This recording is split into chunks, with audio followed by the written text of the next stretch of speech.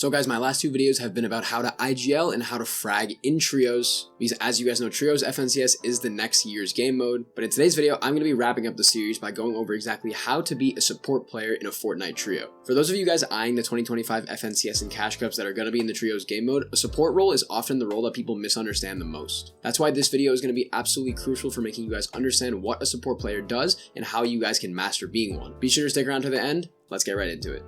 So guys, as a support player, resource management is the foundation of your role. Basically what this means is that you're responsible for ensuring that everyone has what they need, especially in the critical moments of the game. Think of yourself as the team's backup player. As a support player, it's your responsibility to consistently gather resources, not just for yourself, but for the entire team. This means keeping an eye on trees, rocks, and buildings around you to refarm, and then gathering those materials whenever it's safe. Even during the low points in the action, your fragger and your IGL are focused on fighting and strategy, so you're there to make sure that they don't have to worry about the resources. Another crucial term is going to be to balance your own usage with the needs of the team. Support players often need to be self-sufficient in terms of materials, meaning that you'll generally carry more materials than the other two. Prioritize wood early on for quick builds and fights, and then switch to hard materials like brick and metal for the late game rotations. It's your job to make sure the team has what they need without depleting your own reserves. So keep a close watch on everyone's materials and health to ensure that nobody's vulnerable when it matters the most. Also make sure to stay actively engaged in tracking the resources for the team. So before every major rotation or big fight, get a quick rundown of how everybody's doing on material count and ammo count. Being proactive here ensures that you can make the call for a quick swap if you or anyone else is low on any of these resources. If you know that your fragger's getting low on mats during a fight, make sure that you're ready to drop some for them. This is going to help them stay alive and make sure that they're always having what they need. Here's an example.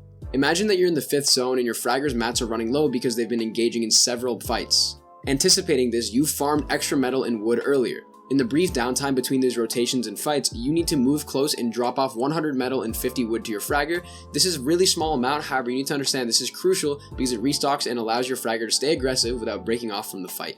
Keeping an eye on your resource levels and predicting when your teammates need a boost is what makes a support player invaluable. Now the second section involves positioning and communication. These are vital for the support role because you're often the voice that spots dangers or opportunities that the IGL and fragger might miss in the heat of the moment. The first tip is to keep yourself in an adaptable position. Position yourself between the IGL and the fragger, ideally in a spot where you're not in direct line of fire but close enough to assist both roles. This way you can quickly move forward to help the fragger or fall back to support the IGL with a quick build. Always stay aware of your surroundings and positioning yourself in areas where you can be an asset without becoming a liability. Another crucial aspect is taking on a broader perspective during these rotations. Support players should constantly scan the surrounding areas because while your fragger is focused on fighting and your IGL is focused on tarping and directing your movement, you should be scanning for nearby threats, potential escape routes, and any advantageous high ground or natural cover positions. You should kind of think of yourself as the advisor to the IGL and the advisor to the fragger in both of their fields. This added layer of awareness and fighting ability gives your IGL and the fragger the critical information they can use to adjust the team's strategy when you guys are playing. And then the final tip for this is to be prepared to call shots when necessary. Sometimes the IGL might just be overwhelmed, particularly in high stress moments like the endgame, and as a support, you're often the team's backup caller. Don't hesitate to speak up if you see a rotation path or an enemy weak spot. In these cases, short, clear commands are key. Make it quick and actionable so that your team can respond effectively. Remember, you're not the IGL or the fragger, so you can't be doing their role. However, sometimes you might need to try to emulate their role in the heat of the moment or in a situation where something's going wrong in your rotation or your fight. Here's an example. Let's say that your trio is moving towards a new zone and you notice an enemy team above you getting ready to drop down. You can quickly call out, "Hold on, there's an enemy team above us getting ready to push down." This warning helps your IGL pause and reposition and reconsider their game plan, which can prevent a risky engagement or even an ambush and you guys getting eliminated. As a support player, you're constantly watching out for these moments where a timely call can keep the team safe and in control of their situation. And this leads me into the next section, which is providing constant cover fire. This is, in my opinion, a crucial aspect that a lot of support players tend to miss. Cover fire is one of the most important yet underappreciated aspects of the support role. By suppressing nearby threats, you create space for your teammates to execute their moves very effectively.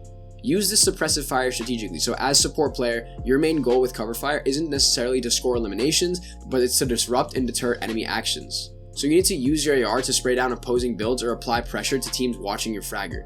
Just a few well-placed shots can make the difference between your fragger taking serious damage or you guys getting a lot of tags on them and moving in safely for the eliminations. Continually monitoring the flanks and blind spots that your IGL and fragger can't see, that's a crucial aspect. Because the other two are often focused on the team ahead or the team that they're fighting, your job is to be aware of these potential threats from the side angles, above and behind you, and keep rotating your perspective to make sure that no teams are sneaking up on your team. And of course, something else that's crucial is to stay mobile and disengage when it's necessary.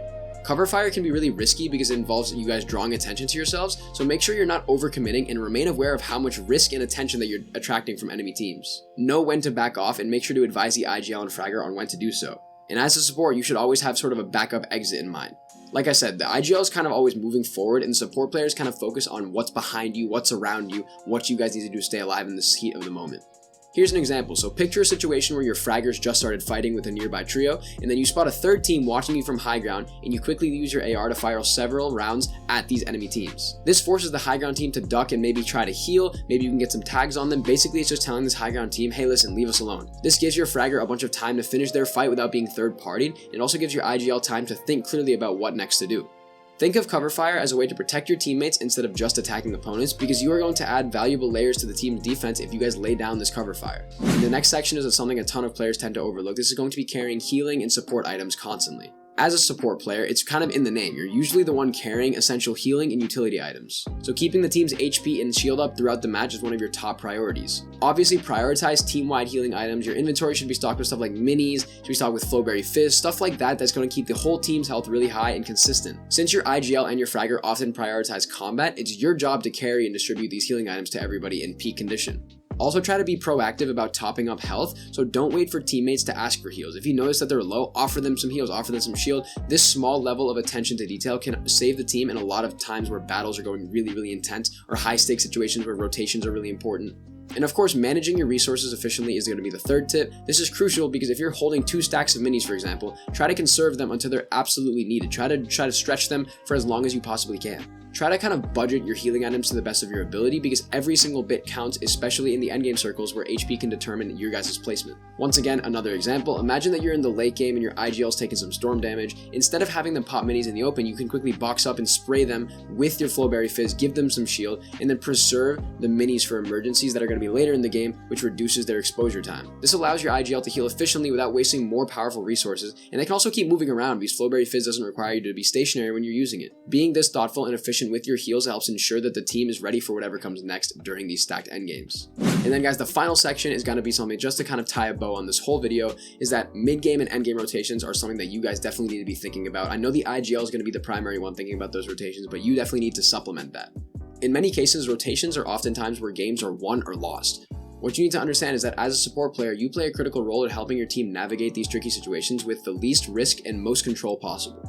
Firstly, keep track of rotation routes and spot obstacles that you may run into. Support players are often in the best position to see potential rotation paths, call out areas where enemy teams may be camping, or places that could give you safe cover as you rotate and move.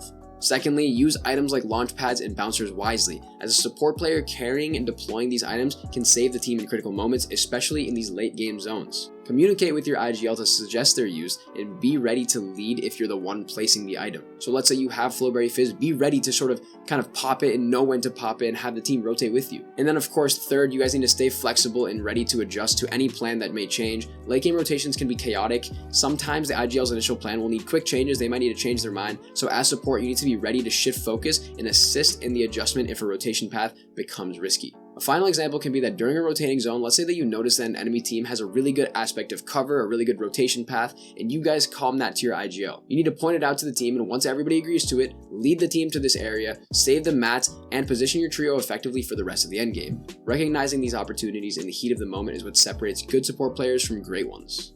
But guys, I know this video was a very dense one. I hope you all enjoyed. Please let me know if you guys really find this series helpful. I want to keep making trios videos as 2025 continues on. Also, let me know if you're excited for the OG Fortnite Chapter 2 edition in the comments down below. I'm really pumped for it. I'm going to be making tons of cool content on that, so be sure to stay tuned for that. But that's about it for this video, guys. Be sure to like and subscribe to the channel, and I will see you all in the next one.